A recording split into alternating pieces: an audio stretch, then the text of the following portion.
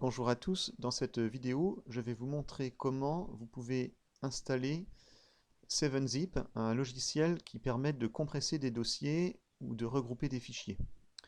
Alors déjà, pour savoir s'il est déjà installé correctement, quand vous êtes dans un explorateur de fichiers, vous pouvez faire clic droit sur un dossier. Et si vous ne trouvez pas dans le menu contextuel 7-Zip qui s'affiche, c'est qu'il n'est pas bien installé.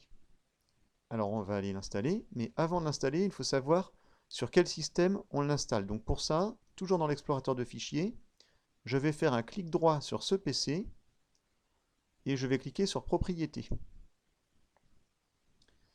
Et là, je vois que j'ai un système d'exploitation en 64 bits, donc ça il va falloir que je me retienne cette information, et que j'utilise le système d'exploitation Windows 10.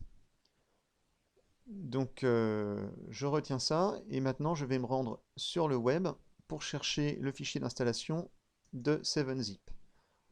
Donc là je tape 7-Zip, 7-Zip en français. Alors le moteur de recherche, il me propose beaucoup de liens de téléchargement. Alors là il faut faire attention, si on ne veut pas ralentir son ordinateur, il ne faut pas télécharger sur n'importe quel site. Donc l'idéal, c'est de télécharger sur le site officiel 7zip.org. Voilà. Alors si on regarde les autres sites, là, je ne vais pas leur faire de la publicité, mais par exemple 01.net, comment ça marche, tous ceux qui sont là, hein, ils vont bien installer 7-Zip, il n'y a pas de problème, mais avec 7-Zip, ils vont vous installer d'autres applications. Alors vous n'êtes pas forcément obligé de les installer, pas toujours, mais il faut cocher plein de cases pour dire qu'on ne veut pas les installer, et si on ne fait pas attention, on installe plein de trucs dont on n'a pas forcément besoin, et finalement ça finit par ralentir l'ordinateur. Donc, je répète, j'insiste, hein, vous allez bien sur le site de téléchargement officiel 7zip.org. Et là, quand on arrive sur cette page, donc on voit bien que 7zip est compatible avec Windows. Il y a une version 32 bits téléchargeable ou une version 64 bits, et il y a deux versions de 7-Zip. La version 19 et la version 20 alpha. Alors quand vous regarderez la vidéo, la 20 ne sera peut-être plus en alpha. Mais tant qu'elle est en alpha, ça veut dire qu'elle est encore en période de test en production. Donc c'est possible qu'il y ait des anomalies. C'est rare, mais c'est possible. La 19, elle par contre, elle a été complètement validée.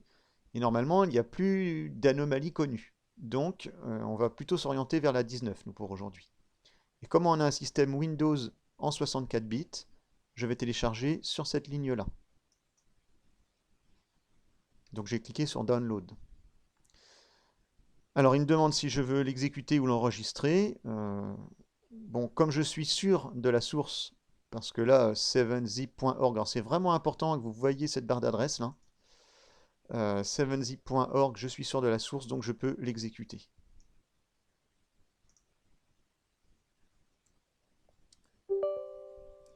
Alors là, en ce moment, j'ai la page de Windows qui me demande si je suis sûr de vouloir autoriser cette application à s'exécuter, sachant que c'est un exécutable et qu'effectivement, si je ne sais pas d'où il vient, cet exécutable, il y a toujours un risque d'infecter son ordinateur avec un virus. Là, je suis sûr du site où j'ai téléchargé 7-Zip, donc j'accepte d'installer l'application. Donc là, voilà, j'ai ma fenêtre d'installation qui s'est affichée. Alors, quand elle ne s'affiche pas, parfois elle est cachée derrière les autres, et en réduisant ces fenêtres-là, on la retrouve derrière. Voilà, donc vous ferez attention à ça, et vous cliquez sur Install, Install.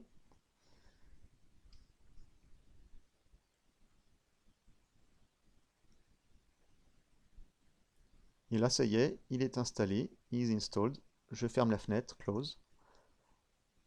Et maintenant, si je me rends dans mon explorateur de fichiers, si je fais un clic droit sur un dossier, j'ai bien ici le menu 7-Zip qui s'affiche dans mon menu contextuel.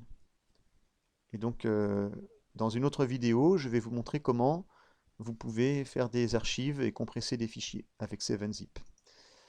À bientôt.